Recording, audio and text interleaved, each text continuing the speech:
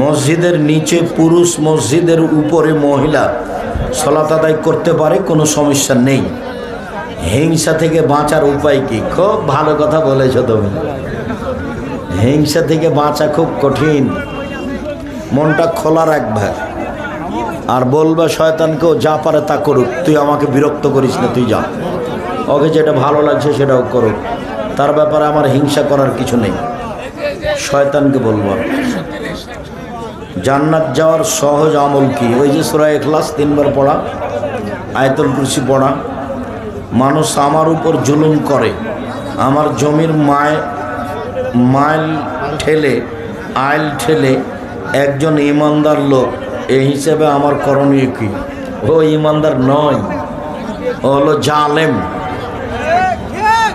আইল ঠেলে যে সে হলো জালেম, জোর করে আইল ঠেলে। মা বাবায়ের সাথে খারাপ আচরণ করি এবং মাঝে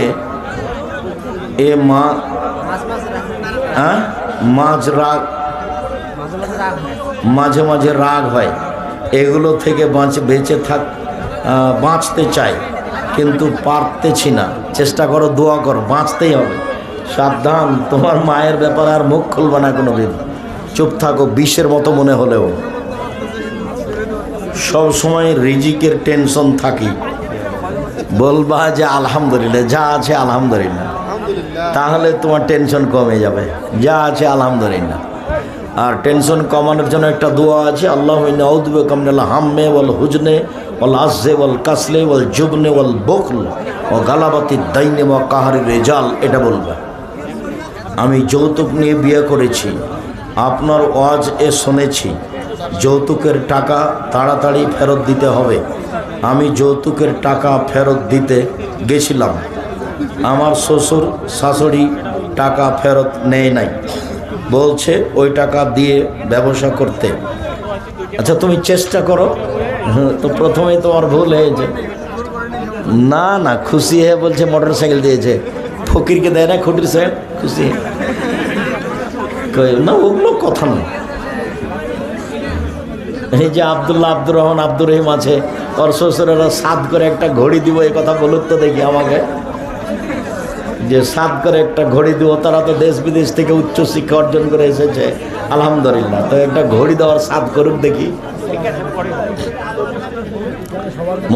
মুসলমানদের সবচেয়ে বড় পরিচয় কি? আহলে হাদিস, হানাফি, মুসলিম। মুসলিম আহলে হাদিস, মুসলিম সালাফি। আহলে হাদিস বলা তো সহজ নয়। যে কাদিয়ানি সেও বলে মুসলিম, যে শিয়া সেও বলে মুসলিম। যখন সালাফি শব্দ হয় তখন কঠিন হয়ে যায়, যখন আহলে হাদিস শব্দ হয় তখন কঠিন হয়ে যায়। বর্তমান সাধারণ মানুষের চেয়ে অনেক আলেম মাওলানা গীবত করে, একবারে খোলা মাঠে বক্তব্য গীবত করছে। গীবতী হুজুরের ছাড় নেই, হুজুর গেছে। আমি এমন মানুষকে কোনোদিন আলেম বলিনি, বলবো না। আহলে হাদিস ব্যতীত কি কোনো ব্যক্তি জান্নাতে প্রবেশ করবে না? জান্নাতে প্রবেশ না করা আল্লাহর হাতের ব্যাপার। নিজেকে চেষ্টা করতে হবে, আমি ভালো আমল করছি বা করব।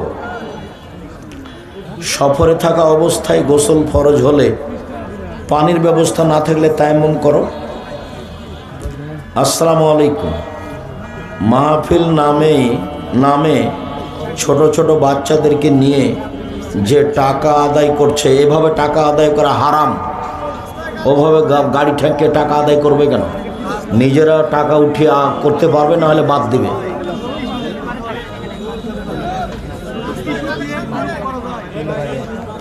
ঢেল টিস্যু পেপার ছাড়া হবে না। মৃত ব্যক্তিকে সামনে রেখে বক্তব্য দেওয়া হারাম, নাজায়েজ, বিদআত।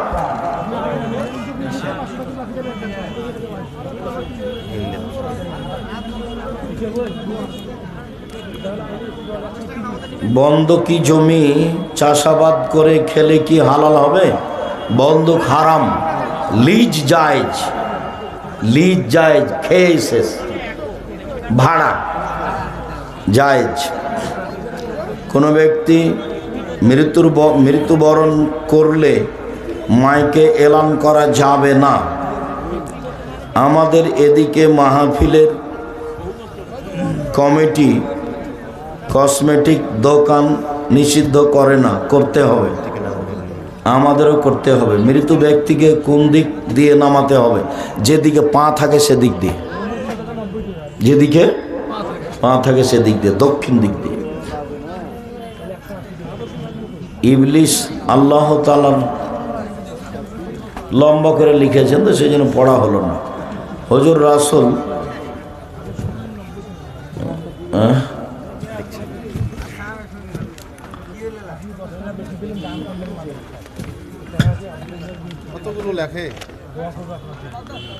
হুজুর কোরআনে সূরা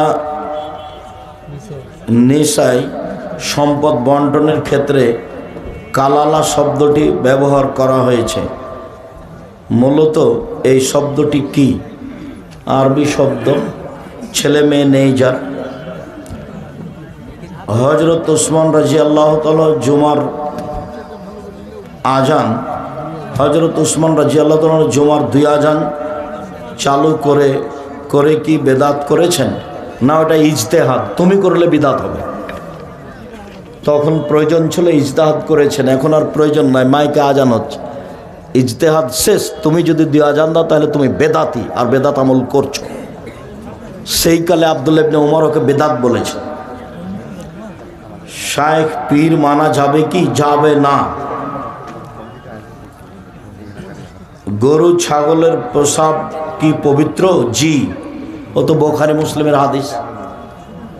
মাযহাব মানা যাবে কি? মাযহাব মানলে কিয়ামতের মাঠে যদি আল্লাহ বলেন যে ইমাম শাফি তুমি কি কাউকে বলেছিলে যে আমাকে মেনে চলো, তো ইমাম শাফি যদি বলেন না, তখন তোমার কি হবে? বিচারের মাঠে যদি ইমাম আবু হানিফা রাহিমাহুল্লাহকে আল্লাহ বলেন, ইমাম আবু হানিফা তুমি কি কাউকে বলেছিলে আমাকে মেনে চলো, যদি ইমাম আবু হানিফা রাহিমাহুল্লাহ বিচারের মাঠে বলেন না, তাহলে আপনার কি হবে? গাজওয়াউল হিন্দ সম্পর্কে আপনার কি কথা? হিন্দুস্তানে যুদ্ধ হবে, হাদিস নাসাই সহি। আমরা 4 বন্ধু। শেষ হয়েছে তোমার কাজ মাসুম? আমার বাড়ির পাশে হানাফি মসজিদ প্রায়।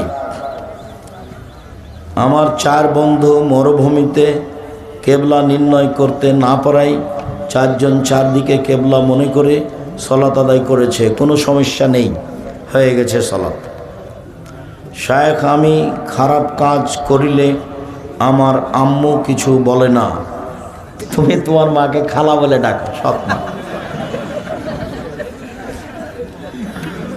ইমামের শেষ বৈঠক আর আমার বা মুক্তাদির মধ্যবর্তী বৈঠক, সেক্ষেত্রে মুক্তাদি কি তাশাহুদ? হ্যাঁ, সালাম ফিরা পর্যন্ত মুক্তাদি শব্দ বলতে থাকবে, আত্তাহিয়াত বলবে, দরুদ পড়বে, দোয়ায়ে মাসুরা পড়বে।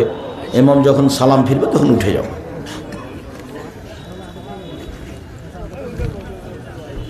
দিবারাত্রিতে 12 রাকাত সুন্নাত সালাত আদায়ের যে ফজিলত আছে, সে থেকে সব ওক্তে মসজিদের জামাতের সহিত ফরজ সালাত আদায় করা কি বাধ্যতামূলক? জি, ফরজ পড়তেই হবে, তারপরে সুন্নাত মসজিদে গিয়ে।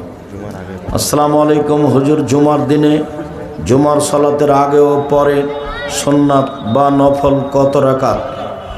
অন্তত 4 রাকাত, অন্তত 2 রাকাত, পরে 4 রাকাত, আর আগে অন্তত 2 রাকাত, বেশি যে যত পারে।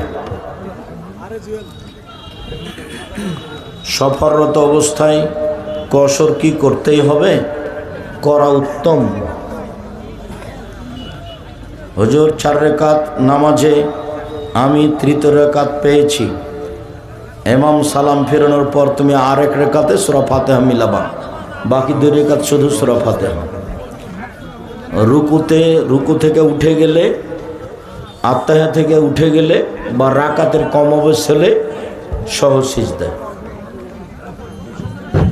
মাহফিল কমিটির পক্ষ থেকে যে মার্কেটের ব্যবস্থা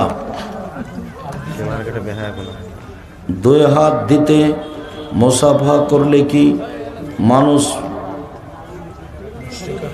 মুশরিকা হয়ে যায়? দুই হাত দিয়ে মুসাফা করলে বেদাত হবে, মুশরিক হবে কেন?